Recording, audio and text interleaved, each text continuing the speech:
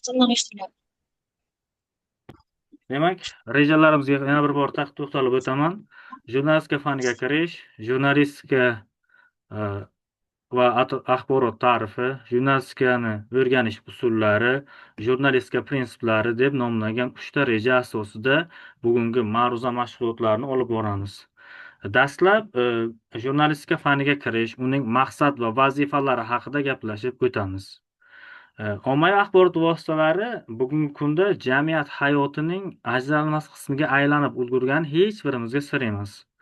Axborot yetkazish, jamoatchilik fikrini shakllantirish, insonlar ongini ma'lum bir yo'nalishda boshqarish kabi vazifalarni bajaruvchi sohamiz, aniqroq aytganda jurnalistika sohasini chuqur o'rganish, uni nazariy va amaliy jihatdan anglash hozirgi kunda kasbimizning, ya'ni jurnalist kasbining eng ahamiyatli jihati hisoblanadi.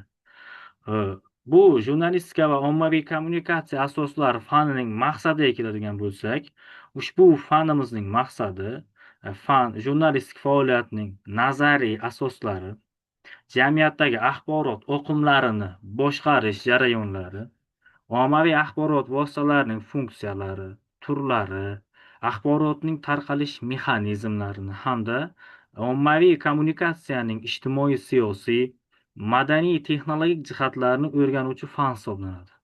Demak, fanimizni noumumiy ta'rifi. Xo'sh, bu fan jurnalistika, PR, reklama, ommaviy kommunikatsiya, internet platformalari va raqamli axborot maydoni bilan birgalikda keng qamrovli fan hisoblanadi. Fani maqsadiga to'xtaladigan bo'lsak, fanning asosiy maqsadi talabalarda jurnalistika va ommaviy kommunikatsiyalar sohasiga oid bo'lgan nazariy bilimlar, tahliliy fikrlash, zamonaviy axborot vositalarining ishlash tamoyillari, ommaviy kommunikatsiya jarayonlari haqidagi bilim va ko'nikmalarni shakllantirishdan iborat. Fanning maqsadi ana shu. Fanning asosiy vazifalariga to'xtaladigan bo'lsak, ular quyidagilardan iborat. Demak, fanimiz o'z oldiga bir nechta vazifalarni qo'ygan. Birinchidan, jurnalistika va ommaviy axborot vositalari faoliyatining nazariy asoslarini o'rganish. Ikkinchi, axborot jarayonlarini ijtimoiy rolini tushuntirib berish. Talabalarni axborotni tahlil qilish, qanday fikrlash jarayonlariga o'rgatish. Ommaviy kommunikatsiya vositalarining turlari, ularning xususiyatlari va texnologiyalari bilan tanishtirib borish. Etik va huquqiy me'yorlar asosida jurnalistik faoliyat yuritish prinsiplarini o'rgatish. Media savodxonlik, raqamli kommunikatsiya madaniyati bo'yicha ko'nikmalarni shakllantirish. Soha bilan bog'liq amaliy ish ko'nikmalarini hosil qilish, ya'ni bu bizlarga xabar yozish, intervyu olish, maqola tayyorlash va boshqalarni o'z ichiga oladi. Bular fanimizning vazifalaridan hisoblanadi. Jurnalistika bilan ommaviy kommunikatsiya bu o'zi nima degani? Bu qanday qilib bir-biri bilan bog'liq hisoblanadi? Bizlarda jurnalistika desa bir ma'noni, ommaviy kommunikatsiya desa butunlay bir boshqa tushuncha tushuniladi xalqimizda. Jurnalistika deganda ko'z oldingizda albatta teleradio orqali yoki umuman olganda jurnalist deganda sizda ko'zingizda televideniye yoki ijtimoiy tarmoqlar orqali efirlarga chiqadigan, televizor yuzini ko'rgan shaxslar gavdalanadi, to'g'rimi? Bemalol, masalan, savol berilgan paytda o'zlaringizni fikrlaringizni bildiraveringlar. Faqat ma'ruza jarayoni, lekin birgalikda fikrlab boraveramiz.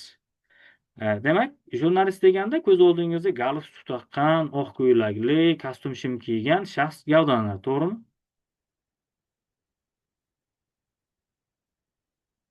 Ommaviy kommunikatsiya deganda esa, ommaviy kommunikatsiya nima deganda, siz ko'z oldingizga birinchi navbatda ijtimoiy tarmoqlar kelishi mumkin, ommaviy kommunikatsiya.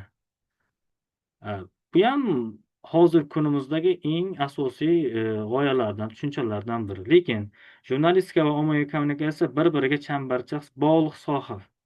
Jurnalistika axborot tarqatishning amaliy shakli bo'lsa, ommaviy kommunikatsiya bu jarayonning nazariy va texnologik asoslari o'rganuvchi, uni chuqur tahlil qiluvchi ilmiy yo'nalishdir.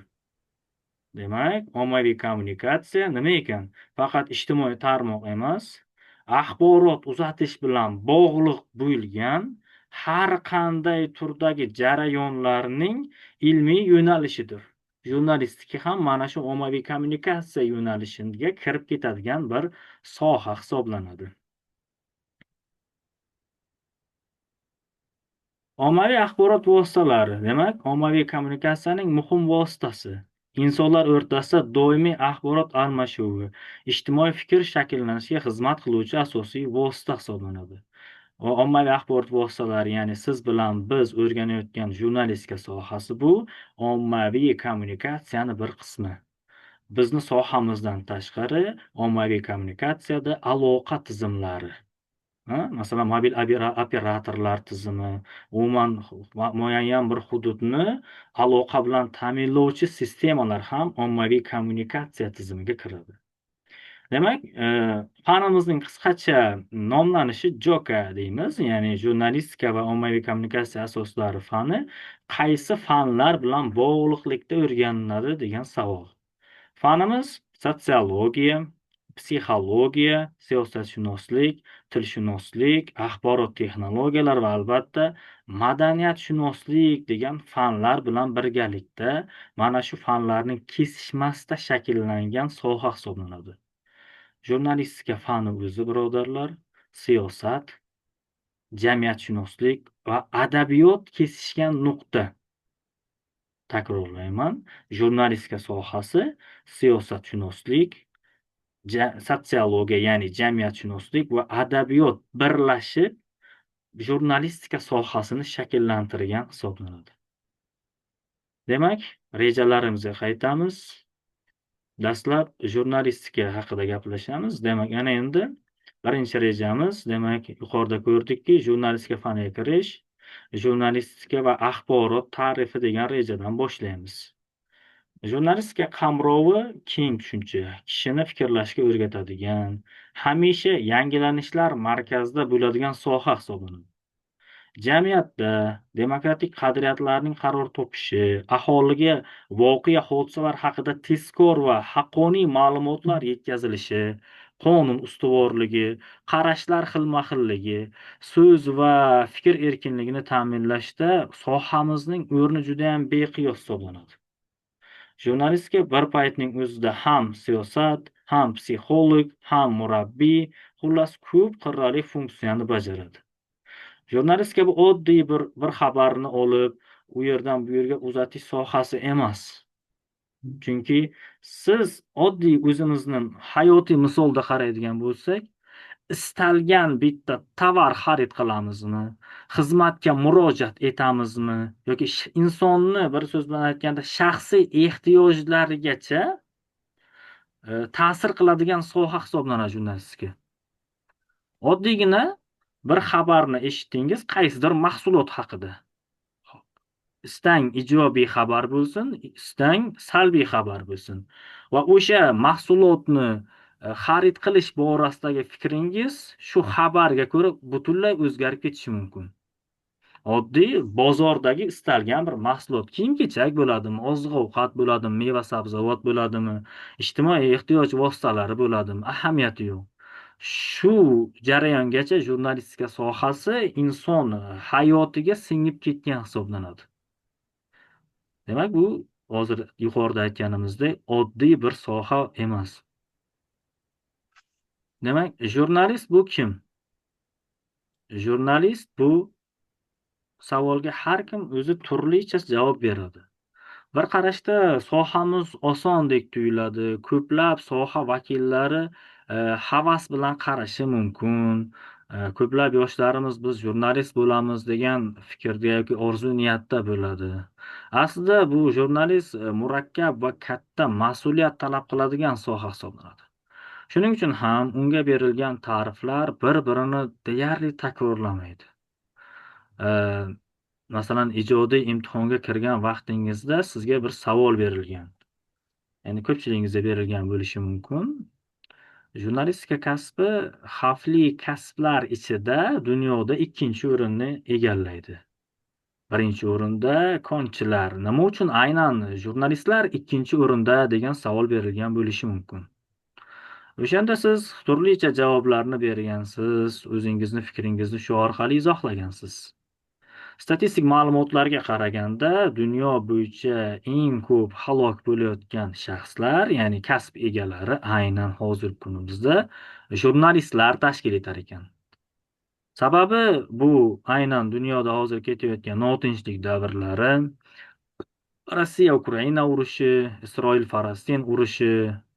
Jurnalistlar bular jangga qurol bilan emas, aynan qalam, daftar, mikrofon va kamera orqali kiradigan shaxslar bo'lganligi uchun himoyasi yo'q-da ularni.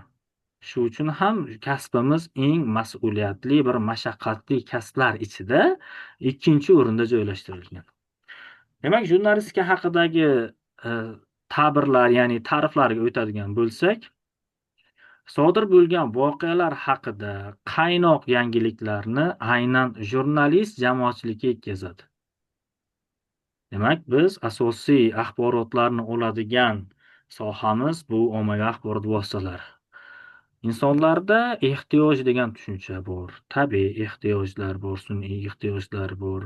Yeyish, ichish, demak, ilmga oid va albatta hozirgi kunda eng katta ehtiyoj bu axborotga bo'lgan ehtiyoj hisoblanadi. O'zingiz ham kuzatasiz, ovqat yemasligingiz mumkin, vaqti keladi, uxlamasligingiz mumkin, lekin qo'lingizdagi gadjetda turgan ijtimoiy tarmoqda keladigan axborotlarsiz inson o'zini hayotini tasavvur qila olmaydigan jarayonga ham yetib keldik.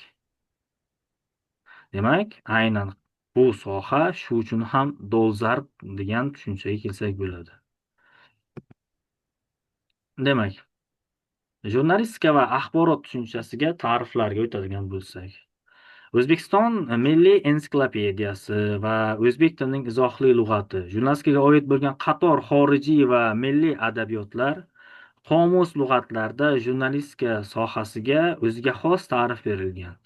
Ana shu ta'riflardan biri, demak, ularning umumlashmasi quyidagicha.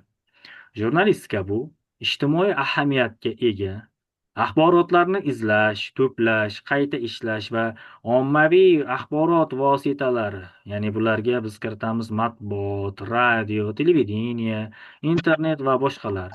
Ya'ni ommaviy axborot vositalari orqali tarqatish bilan shug'ullanadigan faoliyat turidir. Bu birinchi ta'rif. Shu bilan birga, ilmiy nazariy jihatdan tadqiq etuvchi fan sohasi tarmog'i va mass-media amaliyoti uchun kadrlarni tayyorlovchi ta'lim yo'nalishidir. Demak, jurnalistika deganda ko'z oldimizga bizda demak ikkita tushuncha kelar ekan. Bu manba O'zbekiston Milliy ensiklopediyasi va o'zbek tilining izohli lug'ati keltirgan ekan. Demak, jurnalistik faoliyat bu axborotlarni izlash, to'plash, qayta ishlash va keng jamoatchilikka yetkazish vositasi birinchisi. Ikkinchisi esa xuddi shu sohaga oid kadrlarni tayyorlab beruvchi ilmiy nazariy fan tarmog'i. Demak, bu aynan o'zbek tilining izohli lug'ati va ensiklopediya lug'atlarida keltirilgan ta'rifdir. Jurnalistika sohasi zamonaviy jamiyat, ijtimoiy tizimning muhim tarkibiy qismi. Jurnalistika gazeta, jurnal, tahririya, teleradio kompaniya, axborot agentliklari, internet saytlari, bloglar, vazirliklar va boshqa tashkilotlarning matbuot xizmatlari, ommaviy axborot faoliyatining boshqa zarur turlari qamrab oladi. Demak, bu sohamiz juda ham ancha keng ekan. Demak, jurnalistika sohasi faqat gazeta, televideniye, ijtimoiy tarmoq emas. Nimalar? Gazeta, jurnal tahririyati, teleradio kompaniya, axborot agentliklarini, internet saytlari va bloglar, bundan tashqari vazirlik va tashkilotlarning matbuot xizmatlari ham aynan bizning sohamiz vakillari hisoblanadi. Qolaversa, ommaviy axborot vositalarida faoliyatning boshqa zarur turlarini qamrab oladi, deyapti. Operatorlik sohalari, muharrirlik sohalari, televideniya sohasida masalan ishlab turgan talabalarimiz yoki tahririyatlarda ishlab turgan talabalarimiz bo'ladigan bo'lsa, ular juda ham yaxshi biladi. Umuman matbuot yoki televideniye faqat jurnalistdan iborat emas. Jurnalist bu axborotni to'playdi, qayta ishlaydi, uzatuvchi shaxs. Ammo ommaviy kommunikatsiya vositalari bilan shug'ullanuvchi texnik xodimlar, kamera, aloqa uzatish vositalari, jonli efirlarni tashkil etuvchi operatorlar, bularni hammasi sohamiz vakillari hisoblanadi. Xo'sh, demak, jurnalist axborot tarqatishdan tashqari asosiy aloqa vositasi sifatida targ'ibot va tashviqot ishlarini olib borish, ommada ijtimoiy fikr, nuqtai nazarni shakllantirish, ijtimoiy-siyosiy jarayonlar, a, demak, boshqaruv instrumenti vazifasini o'tash, aholining huquq va erkinliklarini ta'minlash, ommaviy muhokama va mulohazalarni namoyon etish bilan shug'ullanadi. Demak, ushbu qoidani bir qisqacha qilib ta'riflab o'tsak, ya'ni tushuntirib o'tadigan bo'lsak, jurnalistning asosiy vazifasi bu axborot tarqatish dedik. Undan tashqari ham o'zida bir nechta vazifalarni, demak, o'z ichiga oladi. Faqat bittagina vazifa emas, bir nechta vazifalarni o'z ichiga oladi. Keyingi rejalarimizda jurnalistikaning vazifalari degan aniq rejamiz bor. Ular haqida batafsil gaplashamiz. Demak, hozir quyidagi berilgan ta'rifga e'tibor qaratadigan bo'lsak, axborot tarqatishdan tashqari asosiy aloqa vositasi sifatida targ'ibot va tashviqot ishlarini olib borish. Bu nima degani? Demak, targ'ibot va tashviqot ishlarini olib borish jarayonda kechayotgan ijobiymi, salbiymi holatlarni aholi o'rtasida keng muhokamaga qo'yish degani. Qandaydir voqea, hodisa sodir bo'ldi, uning ijobiy yoki salbiy jihatini targ'ibot va tashviqot qiladi. Xo'p, salbiy jihatini qanday qilib targ'ibot qiladi deganda, masalan,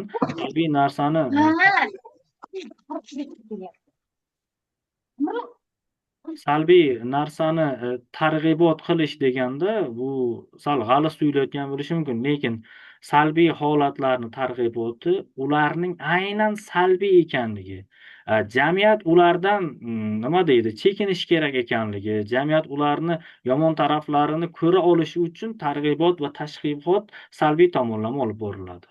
Ommada ijtimoiy fikr, nuqtai nazarni shakllantirish aynan ijobiy tomonda bo'lsa ham, salbiy tomonda bo'lsa ham voqea, hodisa sodir bo'ldimi, jamoatchilikka uni fikr shakllantirish. Jurnalistikani vazifalariga kiradiki, axborot yetkazadi, yetkazgan axboroti bilan fikrni yetkazadi va ommaga fikrni shakllantiradi. Mana shunday holatlarda, demak, jurnalistika asosiy yo'nalishlari belgilaydi. Va ijtimoiy-siyosiy jarayonlar boshqaruvi. Bizlarda kechayotgan ijtimoiy-siyosiy jarayonlarni xalqqa yetkazuvchi hodisadir. Masalan, siyosiy jarayonlarda hozirda qanday yo'nalishlarda ishlar olib borilyapti? Ijtimoiy sohaga oid bo'lgan qanday ijobiy yoki salbiy holatlar jarayonda kechyapti? Ularning hammasi jurnalistlar tomonidan yoritiladi. Aholining huquq va erkinliklarini ta'minlashga qo'shadigan hissasi deyapti. Jurnalistika bu aholining huquq va erkinliklarini ta'minlovchi asosiy omillardan biri. Lekin biz shu davrda aytishimiz kerakki, prokuror ham, advokat ham, sudya ham emasmiz. Biz faqat va faqat qiladigan ishimiz mana shu soha vakillariga bo'layotgan axborotlarni to'g'ri, xolislik bilan yetkazish hisoblanadi bizning asosiy vazifamiz. Ommaviy muhokama mulohazalarini namoyish etish deyapti. Demak, bo'lib o'tgan voqea, hodisa haqida keng jamoatchilik ommasiga muhokama va mulohazalar qilish uchun o'z fikrlarini, axboriy faktlarini namoyon etadi. Demak, jurnalistika so'zining o'zini lug'aviy ma'nosiga e'tibor qaratadigan bo'lsak, jurnalistika so'zi fransuzcha jurnal so'zidan kelib chiqqan bo'lib, ma'nosi kundalik, kundalik degan ma'noni anglatadi.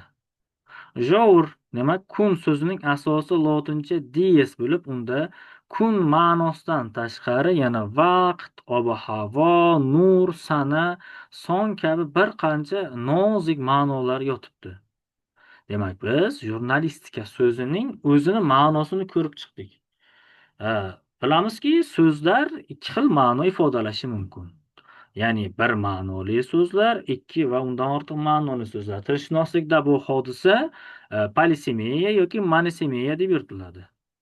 Ya'ni matn ichida bir ma'noni, matndan tashqarida boshqa bir ma'noni anglatadigan so'zlar ko'p ma'noli so'zlar deyiladi.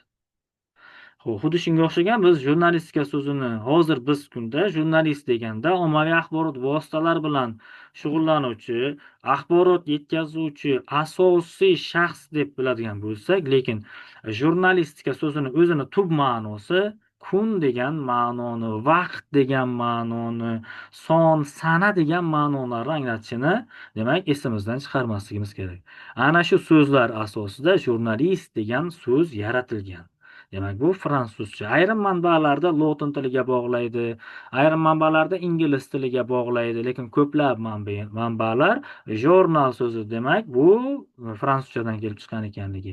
Nima uchun aniq bir manba aytmayapsiz? Masalan, inglizcha yoki fransuzcha, aynan nemischa degan fikrlarni, chunki bular bir til oilasiga kiradi. Demak, bular roman german tillari oilasiga kiradi. Roman german tillarining hozir bizni kunimizda yetib kelgan eng qadimgisi bu lotin tili. Lotin tili roman german til oilalari uchun asos bo'lib xizmat qiladi. Shu uchun barcha tillar jurnalistika so'zini bizdan kelib chiqqan inglizlar bu inglizcha so'z, fransuzlar bu fransuzcha so'z deydi. Demak, lekin ko'plab adabiyotlarda va manbalarda jurnalistika so'zi fransuz tilidan kelib chiqqan ekanligi ta'kidlab o'tiladi. Demak, jurnalistika so'zining mazmuni jurnalistik faoliyatda to'laqonli aks etadi. Jurnalistika tizimidagi axborot vositalari o'z faoliyatida ma'lum davriylikka va tezkorlikka amal qiladi. Demak, istalgan bitta har qanday turdagi axborotni ma'lum bir davri bor. Bu nima degani? Ma'lum bir davriylikka bo'ysunish. Oddiy qilib aytganda, masalan, hozir bizlarda koronavirus pandemiyasi bilan bog'liq bo'lgan statistik ma'lumotlar biz uchun muhim emas. Nima uchun deganda, pandemiya tugaganiga ancha bo'ldi. Lekin biz pandemiya sharoitida bu ma'lumotni har kuni kuzatar edik. Axborot, ma'lumot demak sodir yuzaga kelyaptimi? Qachon u muhimlik darajasida turadi? Qachonki jamoatchilik, keng jamoatchilikni manfaatiga daxldor bo'ladigan bo'lsa. Oddiy qilib aytganda, o'zingizni do'stingiz, tanishingiz sizga bir xabarni yetkazdi. Agar sizni ham manfaatingizga daxldor bo'ladigan bo'lsa bu xabar, siz aytasizki, demak, u bilan qiziqasiz. Yo sizni manfaatingizga daxl qilmaydigan xabar bo'lsa, shunchaki e'tiborsiz qoldirasiz. Demak, har bir xabarni, axborotni o'zini davriylik sistemasi bo'ladi. Bizda shunday qoidalar bor. Istalgan bir yangilik 3 kungacha amal qiladi. 3 kundan keyin o'sha paytda ham u yangiligicha turadi, lekin jamoatchilik uni o'qib bo'lgan. Kelinki, masalan, keyingi hafta shu kunda soat 10 da jurnalistika va ommaviy kommunikatsiya fanidan ma'ruza bo'ladi. Bu xabar sizga aytildi.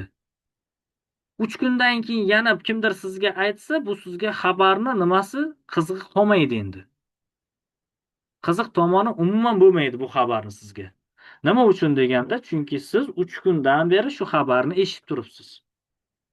Bu shu uchun xabarlarda, yangiliklarda davriylik degan tushuncha. Jurnalistika sohasida ham davriylik eng muhim hodisalardan biri. Chunki auditoriya uchun kurashayotgan bir vaqtimizda biz eskirgan xabarlarni o'zimizga kontent sifatida olishimiz bu bizga kutilgan natijani bermaydi. Ya'ni aniqroq aytganda, jurnalistika kundalik, har kunlik yangiliklarni aks ettirib borish kerak. U davriylikka ega axborotlarni ma'lum bir miqdor vaqt oralig'ida uzatadi. Jurnalistga belgilangan vaqt oralig'ini xronikal aks ettiradi. Vaqt o'tishi bilan yuqorida aytganimdek eski axborot o'zini ahamiyatini yo'qotib boradi va keng jamoatchilik uchun qiziq bo'lmay qoladi.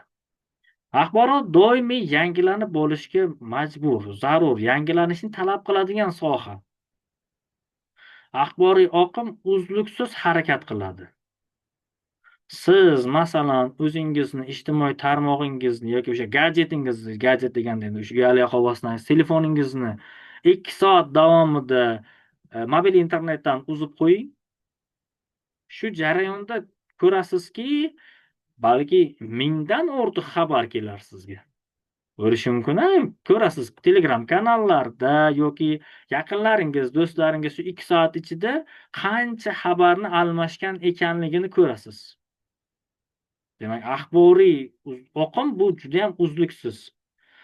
1 sekund vaqt oralig'ida millionlab xabarlar dunyoning bu chetidan bu chetigacha uzluksiz ravishda harakat qiladi. Masalan, oldin O'zbekistondan Saudiya Arabistonigacha borish uchun 6 oy, 7 oylab vaqt ketgan bo'lsa, hozir kunda 1 sekundda, 1 soniyada dunyoning istalgan nuqtasi bilan bog'lanish imkoniyati mavjud. Uzluksiz ravishda davom etaveradi. Aytgancha, bizni sohamiz shakllanish tarixiga ham bir qaraydigan bo'lsak, sohamiz qachon shakllandi, qachon jurnalistika shakllandi? Odam yer yuzida paydo bo'libdiki, bir-biriga muloqot qilishga, axborot uzatishga harakat qiladi. Insonni boshqa mavjudotlardan, maxluqotlardan asosiy farqi nimada? Ongli ravishda fikrlay olishi va shu o'zida miyasida kechirayotgan o'y-xayol fikrlarni boshqalarga ongli ravishda yetkaza olishi bilan farq qiladi. Inson deganda, to'laqonli inson deganda ana shu talab qo'yiladi sotsiologik, ya'ni jamiyatshunoslik jihatdan. Demak, inson axborot ulashni boshladimi, demak bizning sohamiz ishga tushdi degan tushuncha paydo bo'ladi. Bundan tashqari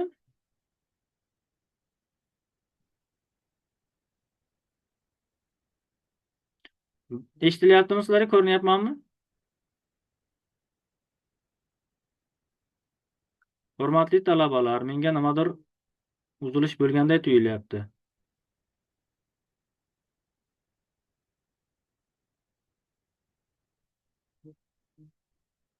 Bundan tashqari jurnalistika hop.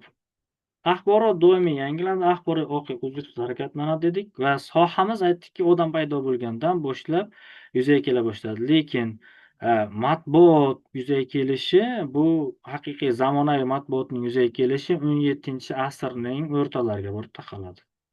17-asrda va jurnalistika va jurnalizm degan ibora aynan birinchilardan bo'lib 1833-yilda Angliya parlamentida ishlatilgan.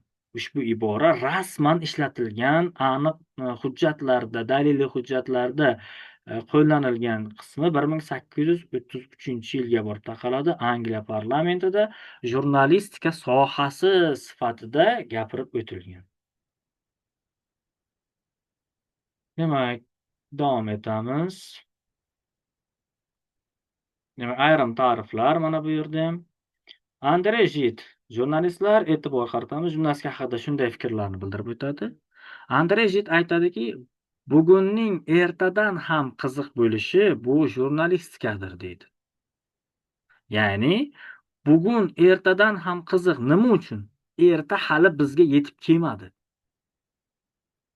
Hozir kunimiz bilan qiziqamiz. Aytishingiz mumkin, odam ertasini o'ylab yashaydi. To'g'ri, ertasini o'ylab yashaysiz, lekin siz hozirgi axborotga qiziqasizda, erta kelmagan axborotga u qanday qilib qiziqa bo'ladi odam? Bugunning ertadan ham qiziq bo'lishi bu jurnalistikadir deganda sohani ayni paytdalik muhim ekanligiga ishora qiladi. Sohamiz hozir uchun juda muhim. Jarayonda nima bo'lyapti? Jarayonda qanday voqea, hodisalar sodir bo'lyapti? Bular aynan jurnalistika sohasiga oidlikni bildiradi.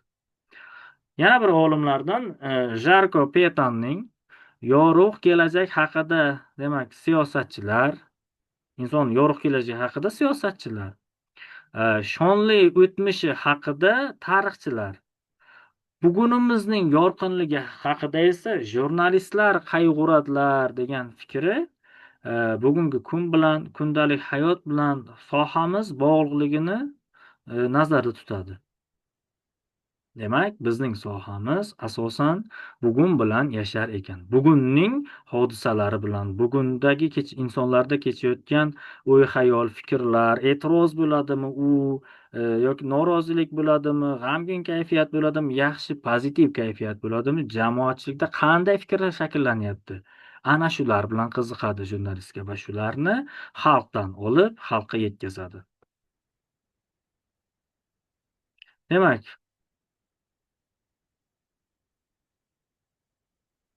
axborot tushunchasiga ta'rif. Axborot tushunchasi bu nima degani? Axborot tushunchasi